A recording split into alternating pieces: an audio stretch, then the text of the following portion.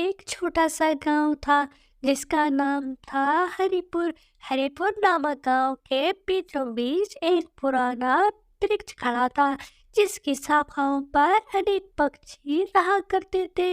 उन शाखाओं में से एक घोंसले में मधु चिड़िया रहती थी। मधु चिड़िया अपनी बेटी गुड़िया चिड़िया के साथ रहा करती थी। मधु और गुड़िया की जिंदगी आसान नहीं थी। गांव के अन्य पक्षी, कुछ बड़े पक्षी जंगल से उड़कर आ जाते थे, उन्हें दूर भगाते। वहीं उसकी बेटी गुड़िया चिड़िया भी बहुत नटखट थी। उसके छोटे छोटे पंख बहुत प्यारी और कोमल थी। उसकी आंखें चमकीली थी। मधु रोजाना खेतों में जाती और अपनी बेटी के लिए रोजाना भोजन लेकर आती। मधु की दोस्त खास दोस्त थे जो कि उसी जंगल में एक बरगद के पेड़ पर रहा करते थे। मीनू और रानू। मीनू एक छोटी सी चिड़िया थी, बोलने में तेज तर्रार और बहुत मिलनसार। रानू एक ईमानदार पक्षी थी जो गांव के पेड़ों पर उछलती कूदती रहती। मीनू अक्सर मधु से कहती, मधु तुम बहुत मेहनती हो, मैं चाहती हूँ कि हम मिलकर कुछ ऐसा करें जिससे तुम्हारी और गुड़िया की जिंदगी आसान हो सके। रानू भी तुरंत हाँ हाँ, बारिश आई तो कुछ नया सोचा जाए, बारिश में कुछ इनोवेशन हो सकता है। और इस तरह तीनों मिलकर सोचने लगी कि कैसे गरीब स्थिति में रहने वाली मधु और गुड़िया की मदद हो सके। लेकिन उसी जंगल में दो शैतानी पक्षी रहा करते थे, कालू और गौरी कौवी, जो कि बहुत शैतान थे। हमेशा काम बिगाड़ने में मदद कर हमेशा दूसरों का काम बिगाड़ते और उनसे भोजन छीनते रहते।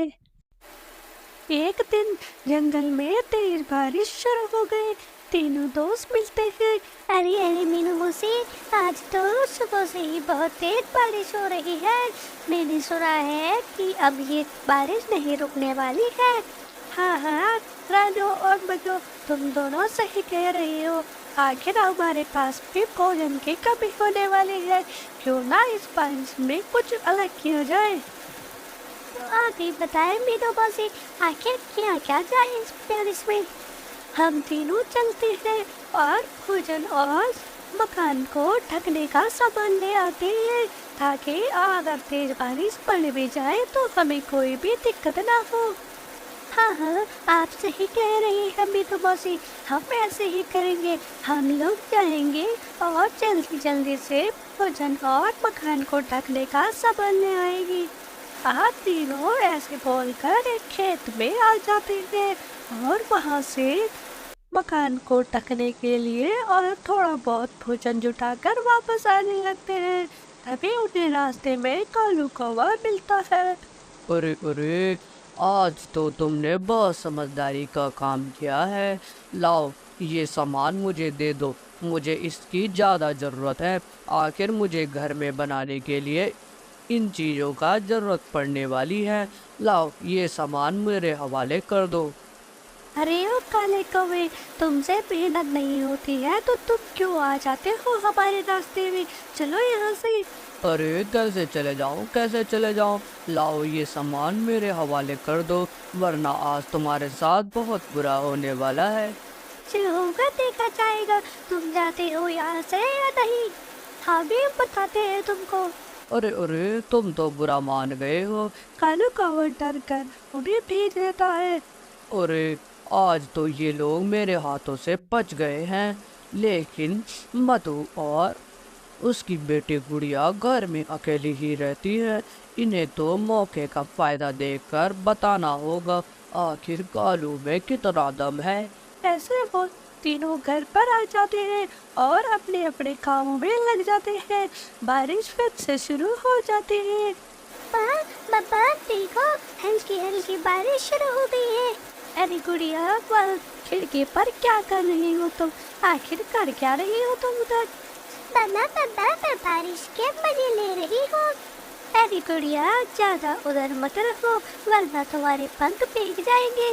चलो अंदर आ जाओ। गुड़िया अब अपने कमरे में आराम कर रही होती है। वहीं गौरी और कालू ने देखा। अरे ये सही वक्त है, ये दोनों अपने अपने कामों में लगे हुए हैं। रही गुड़िया और मधु की बात, वो तो अकेले ही हैं। क्यों गौरी, हमें इस मौके का फायदा उठाना चाहिए ना।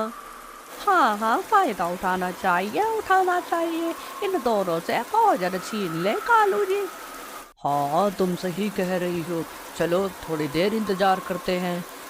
गौरी और कालू अब इंतजार कर ही रहे थे, लेकिन तभी बहुत तेज बारिश शुरू हो जाती है।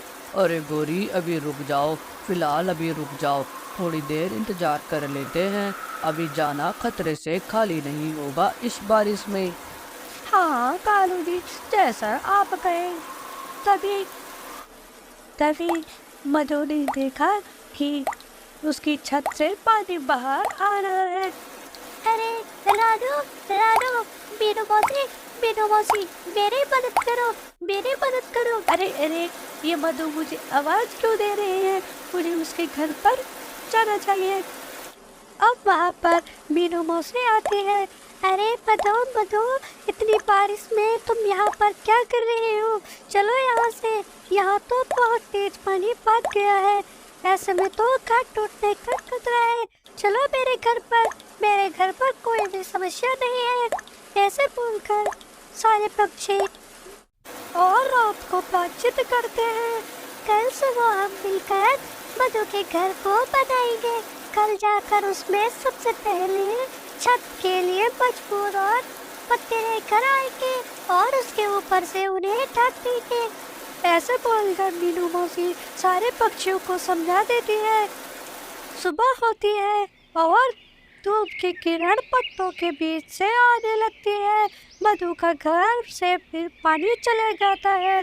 कालू कौवा और गौरी कौवी की नज़र तो मधु के घर पर ही थी, क्योंकि मधु के स्टोर रूम में बहुत सा अनाज रखा हुआ था। पक्षी मिलकर मधु के घर को अच्छे से पत्तों से ढक लेते हैं और उसे मजबूत बना लेते हैं, ताकि बारिश आए तो उसका घर को कोई भी खतरा ना हो सके। अब वे सारे पक्षी भोजन लेने के लिए जाने की योजना बनाते हैं, लेकिन उनके रास्ते में कालू कौवा और गौरी कौवी थी। लेकिन इस बार मीनू मौसी और रानू चिड़िया ने उनका सामना किया और उनको फिर से एक बार विफल कर दिया। अरे इस बार तो फिर ये दोनों पक्षी हमारे रास्ते में आ गए हैं। अब लगता है हमें ही मेहनत करनी पड़ेगी। अब कोई फायदा नहीं है गौरी इनके घरों पर नजर रखने का। हाँ नहीं है, कुछ फायदा नहीं है। अब हम ही मेहनत करेंगे कालू जी। हाँ अब मेहनत करनी है। जैसे ये पक्षी मेहनत करते हैं, हम लोग भी वैसे ही खूब मेहनत करेंगे। और उस दिन से मधु और गुड़िया ने करीबी स्थिति से निकलने की दिशा में कदम बढ़ाए। उन्होंने तय किया कि बारिश के समय का लाभ लेंगे। जब ज्यादा भोजन की कमी हो जाएगी तो वो पहले से ही भोजन का ठिकाना कर लेंगे। मधु चिड़िया गुड़िया को बताती है, बेटी, गरीबी कोई अपराध नहीं है और गरीबी का मतलब यह नहीं है कि हम हार जाएं। मायने यह है कि हम उम्मीद रखें, मेहनत करें और अच्छे दोस्त बनाएं। गुड़िया ने मुस्कुराते हुए कहा, हाँ मम्मा जी हाँ, मुझे आप पर गर्व है कि आप मेरी मम्मा हैं। मुझे बहुत खुशी है कि मीनू मौसी और रानू बहन मेरी मम्मा के दोस्त हैं।